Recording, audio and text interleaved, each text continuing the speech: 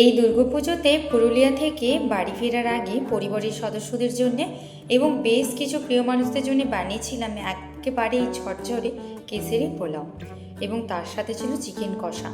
আজকে চলো তোমাদের সাথে এই পোলাও রেসিপিটা শেয়ার করে ফেলি। কত সহজে এবং কত কম সময় লাগে, ভিডিওটা শেষ পর্যন্ত না দেখলে কিন্তু অনেক মিস করবে। পোলাওয়ের জন্য আমি এখানে 1 বাটি বাসমতি রাইস নিয়েছি এবং সেটা ভালো করে ধুয়ে নিয়ে 30 মিনিটের জন্য ভিজিয়ে রেখেছিলাম। 30 মিনিট পরে এটা খুব ভালো করে জল ছেঁকে নিয়েছি।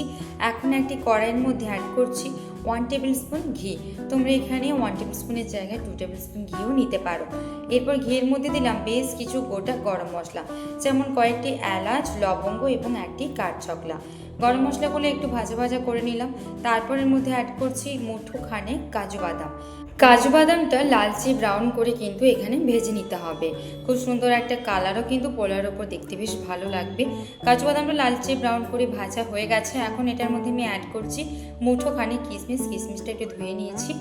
আর কিশমিশটা যতক্ষণ না একটু ফ্লাফি হচ্ছে ততক্ষণ পর্যন্ত কিন্তু এটা একটু ভাজা ভাজা করে নিতে হবে। কিশমিশটা একটু ফুলে উঠেছে, এখন ওই ঝরিয়ে রাখা চালটা দিয়ে একটু ভেজে নেব। চালের মধ্যে যে এক্সেস ওয়াটারটা রয়েছে সেটা যতক্ষণ না একেবারে শুকিয়ে যাচ্ছে ঠিক ততক্ষণ পর্যন্ত চালটাকে একটু ভেজে নেব। পোলাওয়ের চাল যতটা ঝরঝরে হবে পোলাওটা কিন্তু ততটাই ঝরঝরে হবে। চালটা কিন্তু একেবারে খুব ভালো করে ঝরঝরে করে ভাজা হয়ে গেছে। এখন এটার মধ্যে আমি জল অ্যাড করব। তো জলের পরিমাণটা এরকম হবে, 1 বাটি চালের জন্য আমি এখানে 2 বাটি জল অ্যাড করছি। আমি এখানে এই পোলাও বানানোর জন্য বাসমতি রাইস নিয়েছি। তোমরা চাইলে গোবিন্দভোগ চালও কিন্তু নিতে পারো। এখন জলের পরিমাণটা মেজারমেন্ট ঠিকঠাক করে নেওয়ার পরে এটার মধ্যে আমি অ্যাড করছি 1/4 চামচ লবণ। এরপর ঢাকা দিয়ে এটাকে মিডিয়াম ফ্লেমে একটুক্ষণ রান্না করব, যতক্ষণ না এটা একটু জলটা ফুটে উঠছে। এদিকে আমি একটা বাটির মধ্যে কিছুটা কেশর ভিজিয়ে নেব। কেশর তোমরা দুধের মধ্যে ভেজাতে পারো, আমি কিন্তু এটাকে জলের মধ্যে ভেজাবো। তার জন্য কিছুটা ফুটন্ত গরম জল আমি এখানে রেডি করে নিয়েছি। এরপর বোলের মধ্যে কিছুটা পরিমাণ কেশর নিয়ে একদম ওই ফুটন্ত গরম জল একটু দিয়ে দিলাম। খুব সুন্দর কিন্তু একটা কালার আসে। আর এদিকে পোলাও চালটা কিন্তু ফুটে উঠেছে। এখন এর মধ্যে আমি অ্যাড করব চিনি। তোমরা এখানে চিনির পরিমাণটা কম বেশি করতেই পারো। আমি এখানে 1.5 চামচ মতো চিনির ব্যবহার করেছি। চিনিটা দিয়ে তারপরে খুব ভালো করে চালের সঙ্গে কিন্তু মিশিয়ে নিচ্ছি। আর আমি কিন্তু এখানে একটা ট্রান্সপারেন্ট লিড ব্যবহার করছি, তাতে করে আমার পোলাওটা কতটা রেডি হয়েছে সেটা কিন্তু আমি বেশ ভালো করে বুঝতে পারবো।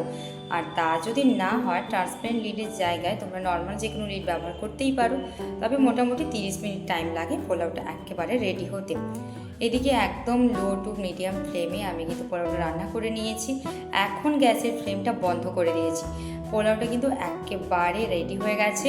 আর একটু ওপর নিচ করে এইভাবে মিশিয়ে নিচ্ছি। এখন এটাকে একেবারে খুন্তি দিয়ে একটু স্প্রেড করে মিলে নেবো, মানে ওপরটাকে একদম সমান করে নিচ্ছি। এখন আমি এটার মধ্যে অ্যাড করব ওই কেশর ভিজিয়ে রাখা জলটা। আমি এখানে জলের মধ্যে কেশরটা ভিজিয়েছি, তোমরা চাইলে দুধের মধ্যেও নিতে পারো। আর ওইদিকে কিন্তু আমার হাজব্যান্ড চিকেন কষাটা বানাচ্ছিল আর আমি এদিকে পোলাওটা রেডি করছিলাম। আর একেবারে কিন্তু পুরোটা দিয়ে দেবো না, অল্প অল্প জায়গাতে একটু একটু করে কিন্তু এই কেশর জলটা দেবো। তাহলে কিন্তু পোলাওটাতে খুব সুন্দর একটা কালার আসবে।